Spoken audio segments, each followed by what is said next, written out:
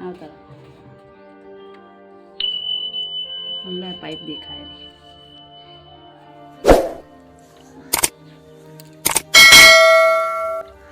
Subscribe SCI group recovery channel. नमस्कार भाइयों बहनों, मेरा नाम विनोद कुमार प्रजापति है। मैं गुजरात से हूँ।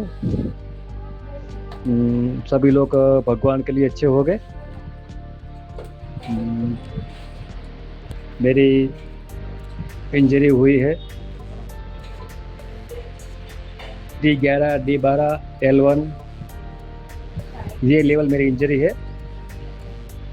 शायद आप मुझे पहचानते होंगे। मैंने 2-3 महीने पहला एक वीडियो भेजा था मेरा जावेद भाई की वीडियो में, चैनल में। वही मैं हूँ और मेरी वाइफ नीता और मैं दोनों ने साथ में वीडियो उतार कर वो भेजा था। वही मैं हूँ, विनोद नाम है मेरा। और अभी कंडीशन बहुत अच्छी है। अभी रिकवरी तो नहीं, लेकिन रिकवरी थोड़ा सा आ गया है मेरी रिकवरी मेरे को। और अभी मैं पहले में वो 1.5 ब्रश लगा के चलता था, लेकिन उसमें क्या बहुत दिक्कत आ गई थी। वो मेरी वाइफ थी, वो घर में कोई काम करने वाला नहीं था और 2 छोटे बच्चे हैं। वो बच्चे को पढ़ाने का, लिखाने का, स्कूल भेजने का, वो सब काम करने के लिए मेरी वाइफ बिजी हो गई। इसलिए मेरी मेरे को क्या कसरत एक्सरसाइज बस बंद को हो गई। चलना फिरना सब मैंने बंद कर दिया, क्योंकि घर में कोई करने वाला नहीं, क्या करूँ मैं। फिर मैंने कैलीपर बनाया और कैलीपर बना के अभी मैं एकदम कंप्लीट चल रहा हूँ। मतलब कि अब अच्छी रिकवरी मेरी आई है। अभी मेरी बहुत अच्छी रिकवरी आई है। मैं सुबह 9 बजे उठ के चलता हूँ, फिर 11 बजे तक मैं चलता हूँ।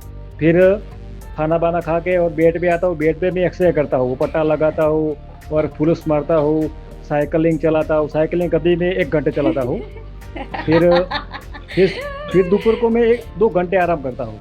2 घंटे आराम करके फिर मैं शाम को 4 बजे फिर से मैं चलता हूँ कैलीपर पहन के। क्योंकि अभी मेरी क्या वो कैलीपर इसलिए पहनना पड़ता, कभी मुझे सेंस नहीं है इतना ज़्यादा। सेंस पहले से बहुत अच्छा है, लेकिन सेंस इतना ज़्यादा सेंस नहीं है। पहले से बेहतर है, लेकिन सेंस इतना ज़्यादा आ गया है कि अभी कैलीपर पहनना पड़ता है, क्योंकि सेंस इतना ज़्यादा नहीं है मेरा। लेकिन क्या घुटने का लॉक नहीं होता। और कमर पे मेरे बैलेंस है, लेकिन क्या घुटने और बस पैरता हूँ ना, तो मैं चल नहीं सकता, क्योंकि मेरे को चलाने के लिए कुछ आदमी चाहिए या कोई मजदूर चाहिए। इसलिए मैं अकेला कैलीपर लेके 2-3 घंटा चलता हूँ, 1 घंटा चलता हूँ, फिर बार चलता हूँ, साइकिलिंग चलाता हूँ। सब कुछ मैं करता हूँ, सब अकेले करता हूँ, किसी की हेल्प ली जरूर नहीं है। वो मेरी वाइफ है, वो मुझे खड़ा करती है और खड़ा करके फिर मैं अकेले ही अपने आप 2 घंटे 1 घंटे चलता हूँ। फिर मेरी वाइफ को बुलाता हूँ और फिर वो मुझे बिठाती है, फिर मुझे वो खड़ा करके फिर मुझे चलाती है। तो मैं अकेला चलता हूँ। अभी मेरी पहले जैसे बहुत अच्छा हुआ हूँ। और पहले तो बहुत दिक्कत थी, वो मेरे बेड सोल हो गए थे। एक बड़ा सा बेड सोल हो गया था और 2 छोटा बेड सोल हो गया था। वो बेड सोल मैंने ठीक किया। वो बहुत बहुत घाव हो गया था, उल्टा सा हो गया था। वो जावेद भी को मैंने नहीं बताया था, फिर अभी बता रहा हूँ। बहुत ज़्यादा घाव हो गया था, घाव मैंने वो ठीक किया। मेरी वाइफ ने मुझे वो मलहम और पटापट्टी वो मेरी वाइफ ही करती, सब करती थी। बहुत घाव हो गया था। घा एकदम घा तो मैंने 1 महीने में ठीक कर दिया था। 1 महीने में घा ठीक कर दिया। और मेरी वाइफ मुझे वो सब कुछ करती है। और मेरे 2 बच्चे हैं, मेरी वाइफ है, हम चारों साथ ही से रहते हैं। चारों लोग हम अकेले साथ में रहते हैं और मेरा घर पे ही रहते हैं, हम कहीं जाते नहीं है। और फिजियोग्राफी में नहीं करा था मैं, घर पे सब एक्सरसाइज सब कुछ मैं घर पे करता हूँ। मेरे अभी क्या है कि अभी मेरे को पेशाब में इतना कंट्रोल नहीं आया है। अभी कैपिटेट लगा हुआ है और कैपिटेट लगा के मैं चल रहा हूँ। लेकिन बहुत अच्छा हुआ है सेंस से। लेकिन क्या वो पेशाब में थोड़ी बहुत तरह होती है और जलन होती है। मुझे पता चल रहा है कि अभी मेरे को पेशाब हो रही है, टॉयलेट हो रही है, लेकिन मैं इतना ज़्यादा सेंस नहीं है मेरा। लेकिन कैपिटल लगा हुआ है। अभी तक मैं 2-3 महीना या करूँगा तो मुझे और कैपिटल मेरा निकल जाएगा, मुझे ऐसा उम्मीद आ गई है। और आप सभी भाइयों बहनों जैसा कहता हूँ कि आप एक्सरसाइज कीजिए और फुल कीजिए, इतनी ज़्यादा एक्सरसाइज ज़्यादा चलिए आप, और ज़्यादा चलने में आप ध्यान दीजिए। हर एक घंटे 2 घंटे के बाद आप चलते रहना। फिर क्या थक जाओ तो चेयर पे बैठ जाना का, फिर साइकिल चलाने की, साइकिल आपको 2-3 घंटे साइकिल चलाने दिन में चलानी है। और दिन में आपको हर तरह घंटे चलना ही है। आपकी पूरी की पूरी रिकवरी चलने पे ही आएगी। जावेद भी ऐसे बोलते हैं, चलने से आपको रिकवरी आएगी या कुछ नहीं आएगा। या ऐसे बेड पे आप सो रहेंगे तो कुछ नहीं होगा। बेड पे सोने आपको बेड पे घाव हो जाएगा और बहुत दिक्कत आ जाएगी। मुझे भी हो गया था, मैं करवट नहीं ले सकता था और सब कुछ बहुत हो गया था। जब मैं छत से गिर गया था ना, तब तो मेरी बहुत हालत हो गई थी। छत से गिर गया था, फिर मुझे वो अस्पताल में ले गए थे, मेरी वाइफ और सब लोग ले गए थे। लेकिन तब मुझे बहुत दिक्कत था। अभी भी पहले से बहुत अच्छा है। और पहले तो क्या था, वो करवट भी नहीं ले सकता, मैं करवट नहीं ले सकता। सब मेरी वाइफ मुझे करवट लगाती, और करवट ऐसे लगाती थी कि जब करवट लेता हूँ तो क्या करती हूँ, मुझे पीछे बेड सूल हो गया था, तो बेड सूल में क्या वो मालम सपट्टी वो सब मेरी वाइफ ही करती थी। और मैं सभी आपको भाइयों कैसा कहता हूँ कि आप बेड पे ज़्यादा ना रहें, क्योंकि बेड पे रहने के आपको बेड सूल हो सकता है, घाव हो सकता है। इसलिए आप खड़ा होए, और खड़ा हो सकते हो तो फिर चलिए, ऐसा कुछ। और चलना ही आपकी रिकवरी है। ज़्यादा मैं तो बैठ भी नहीं सकता था। फिर धीरे धीरे मैंने बैठना शुरू किया, फिर खड़ा होना सीख किया। अभी मैं चल रहा हूँ, कैलिपर लेके चल रहा हूँ, लेकिन चल रहा हूँ। मुझे ऐसा लगता है कि मेरी रिकवरी 2-3 महीने का 4 महीने में मेरी आ जाएगी। वो कैपिटल मेरा कैलिपर छूट जाएगा, पैसा में नली लगाई ना, वो छूट जाएगी। और सभी भाइयों को मैं ऐसा ही बोल रहा हूँ, आप चलिए और चलने में खास फोकस कीजिए। आपकी रिकवरी चलने में ही है, और ज़्यादा चल लगे तो जल्दी रिकवरी आएगी, वरना कुछ नहीं आएगा। इस दुनिया में इसकी कोई दवा नहीं है। एक ही दवाई है, जादेव भाई आपको समझाते हैं, आपको बोलते हैं, आपको सब कुछ समझाते हैं। वही एक रिकवरी है। आप उसकी चैनल को सब्सक्राइब कीजिए, लाइक कीजिए और सबको शेयर कीजिए, क्योंकि आपके ये वीडियो आपके लिए बहुत काम आएगा, बहुत काम आएगा। क्योंकि इस वीडियो देखकर आपको उम्मीद जागेगी कि हाँ, ये भाई चल रहा है, चलो मैं भी चलूँ, मैं भी एक्सरसाइज करूँ, मैं भी खड़ा हूँ। आपको सब कुछ वीडियो देखकर आपको मगज में और माइंड में रिकवरी लाने का आपको एक चांस आ जाएगा। इसलिए मैं आपको सभी भाई बहनों कहता हूँ कि जावेद भैया की वीडियो आप देखिए, उसकी शेयर कीजिए, सब्सक्राइब कीजिए और 5 लोगों को भेजिए और सभी फैमिली को दिखाइए। और जावेद भैया एक दुनिया में ऐसे अच्छे आदमी है जो आपको सब समझ दे। लेकिन जावेद भैया की क्या नौकरी छूट गई, सब कुछ काम छूट गया। अभी आपको हमें जावेद भैया हेल्प करते हैं, तो हमें आपने जावेद भैया को आपने हेल्प करना चाहिए।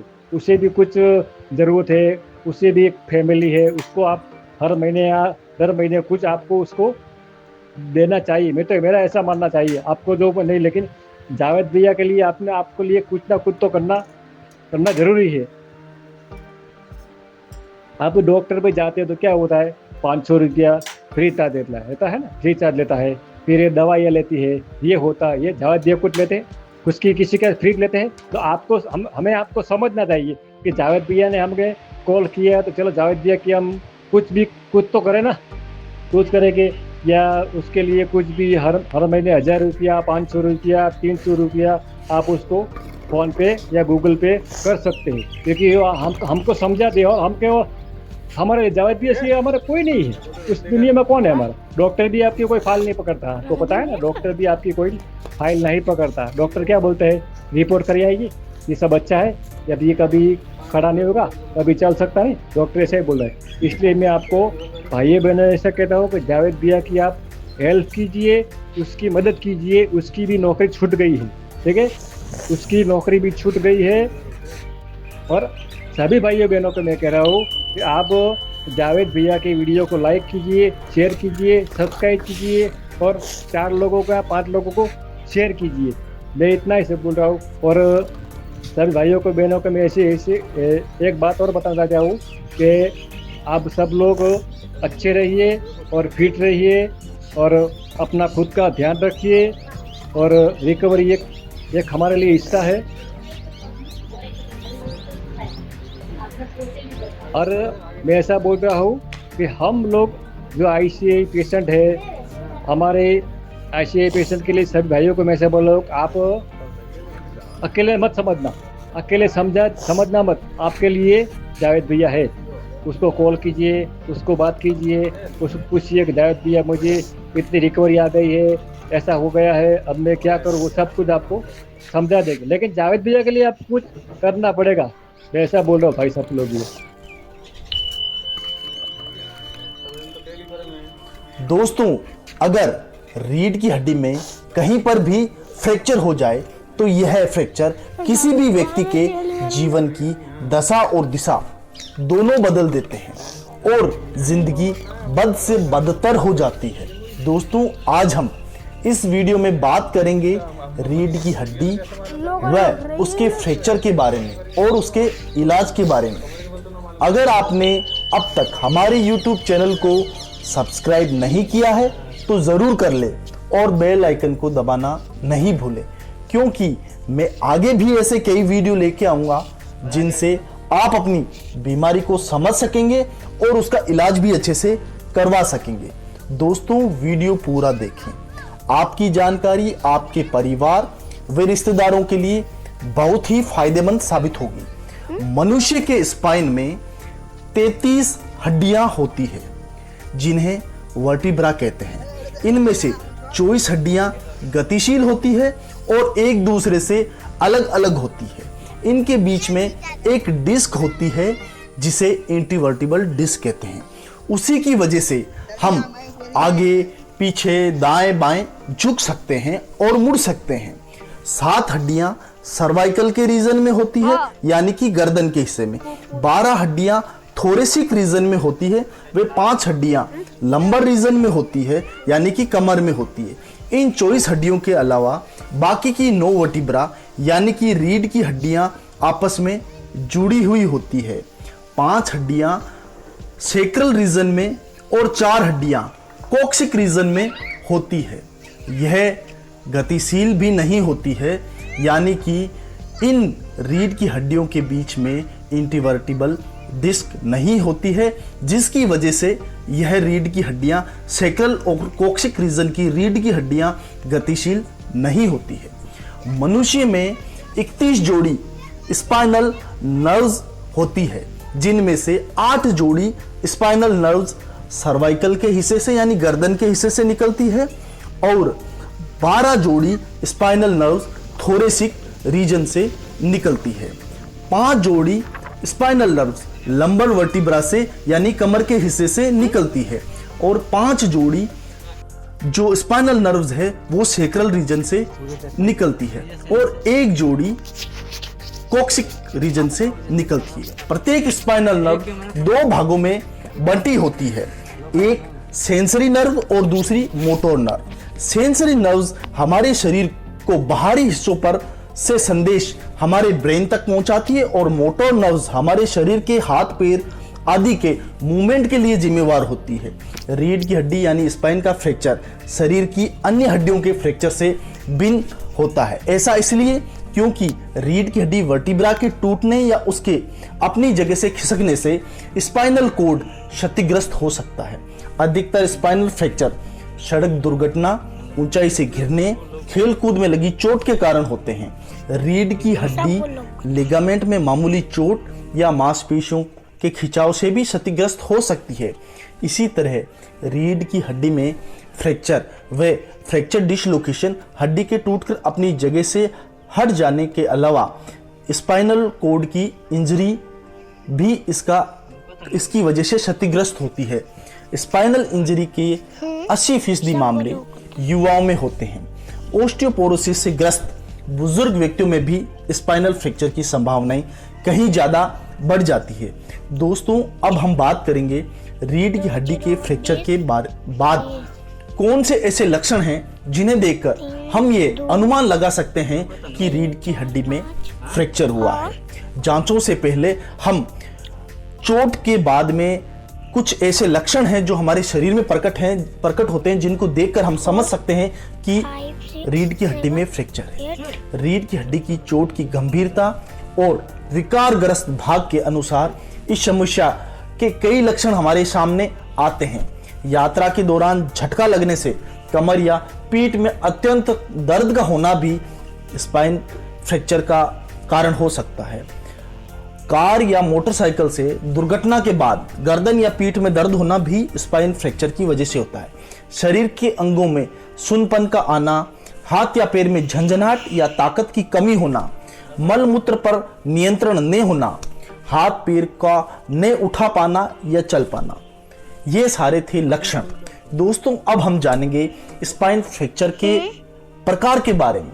स्पाइन फ्रैक्चर 2 प्रकार के होते हैं। पहला सामान्य फ्रैक्चर, वहीं दूसरे प्रकार में अनस्टेबल फ्रैक्चर और फ्रैक्चर डिसलोकेशन, यानी कि रीढ़ की हड्डी टूट के अपनी जगह से आगे पीछे खसक जाती है, वो होता है स्पाइनल डिसलोकेशन, फ्रैक्चर डिसलोकेशन। इस प्रकार में स्पाइनल कॉर्ड इंजरी भी होती है। दोस्तों, अब हम जानेंगे रीढ़ की हड्डी के फ्रैक्चर के बाद अस्पताल में पहुंचने पर डॉक्टरों के द्वारा कौन कौन सी जांचें करवाई जाती है। रीढ़ की हड्डी की जांच के लिए रोगी के संपूर्ण शरीर की जो ब्लड की जांचें होती है वो तो कराई ही जाती है, लेकिन उसके साथ साथ जो सबसे जरूरी है वह है एक्सरे, सीटी स्कैन और MRI परीक्षण जरूर ही करवाए जाते हैं। रीढ़ की हड्डी के फ्रैक्चर के बाद हुई जांचों के आधार पर इलाज की रूपरेखा डॉक्टर बनाते हैं। रीढ़ की हड्डी के इलाज की प्रक्रिया सही मायने में दुर्घटना स्थल से शुरू हो जानी चाहिए। ऐसा इसलिए क्योंकि अस्पताल में देरी से पहुंचने के कारण अधिकांश पीड़ित व्यक्तियों में इलाज के बावजूद संतोषजनक परिणाम नहीं मिल पाते हैं, यानी कि मरीज अच्छे तैयार नहीं हो पाते। इसकी मुख्य वजह पीड़ित व्यक्ति को घटना वाली जगह से अस्पताल तक लाने में बरती गई लापरवाही।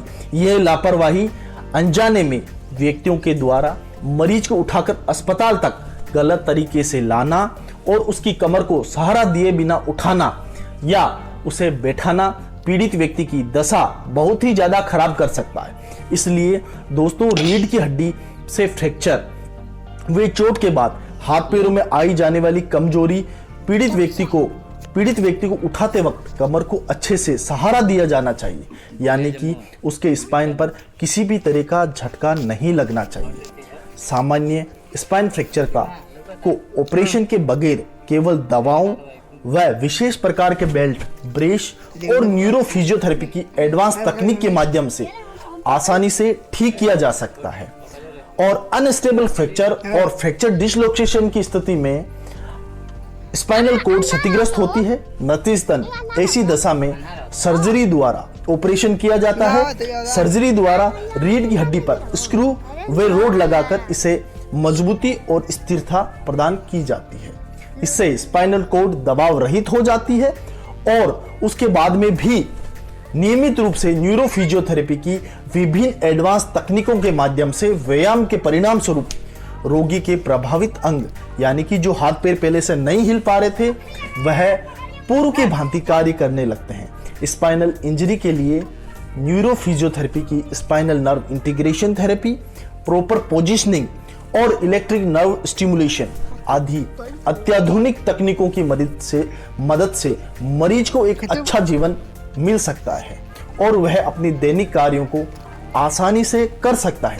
दोस्तों, ये थी जानकारी स्पाइन व स्पाइन के फ्रैक्चर के बारे में। दोस्तों, अगर आपने अब तक हमारे YouTube चैनल को सब्सक्राइब नहीं किया है तो जरूर कर लें और हमारी जानकारी अच्छी लगी हो तो अपने दोस्तों के साथ इस वीडियो को जरूर शेयर करें। दोस्तों, यह वीडियो हर एक व्यक्ति के लिए महत्वपूर्ण है, यानी कि चोट कभी भी किसी को भी लग सकती है और हम किसी भी पीड़ित व्यक्ति की अगर मदद करते हैं तो हमें यह पता होना चाहिए कि हम उसे कैसे उठाएं और कैसे बिठाएं, क्योंकि हमारी थोड़ी सी गलती उठाने बैठाने की, मरीज को थोड़ी सी गलती उसको जीवन भर के लिए अपन कर सकती है।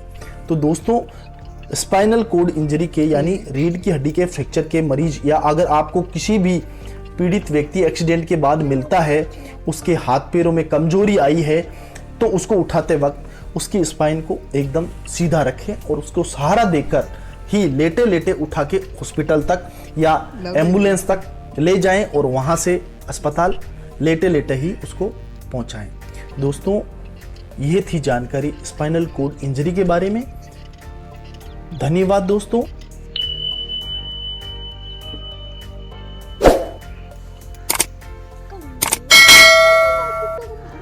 Subscribe ACI group recovery channel.